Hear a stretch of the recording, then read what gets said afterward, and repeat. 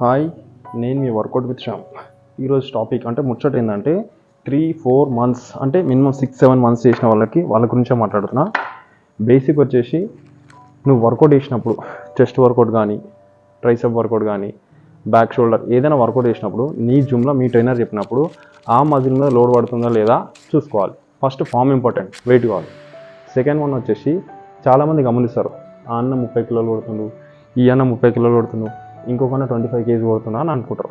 దాని మీద ఫోకస్ చేస్తారు. అది కాదు, వాళ్ళ జెనెటిక్స్ వేరు, వీళ్ళ జెనెటిక్స్ వేరు, ఇంకొకన్న జెనెటిక్స్ వేరు.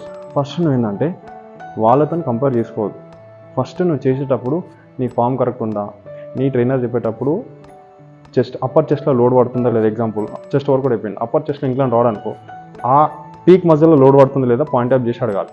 ఈగో లిఫ్టింగ్కి వెళ్ళొద్దు, ఆ అన్న ఎంత కొడుతుంది, ఈ అన్న ఎంత కొడుతున్నాయి, ఈగో లిఫ్టింగ్కి వెళ్ళొద్దు. సో ఒకవేళ నువ్వు పోయినావు అనుకో, ఇంజరీ స్టార్ట్ అవుతాయి. సో ఎగ్జాంపుల్ షోల్డర్ పట్టేసింది అనుకో, 1 సెకండ్లో పోవచ్చు, 1 minute పోవచ్చు, 6 monthsలో పోవచ్చు, పోకపోవచ్చు. ఒక లైఫ్ లాంగ్ ఉంటే ఏం చేస్తావు? First form.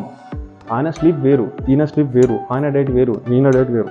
ఫస్ట్ నేను ఏమంటున్నా అంటే వాళ్ళకి మెయిన్ ఒకటే చెప్తున్నా, నువ్వు చేసే వర్కౌట్ మీద ఫామ్ మీద ఫోకస్ చేసి మజిల్ మీద లోడ్ పడుతుంది లేదా అడుగు.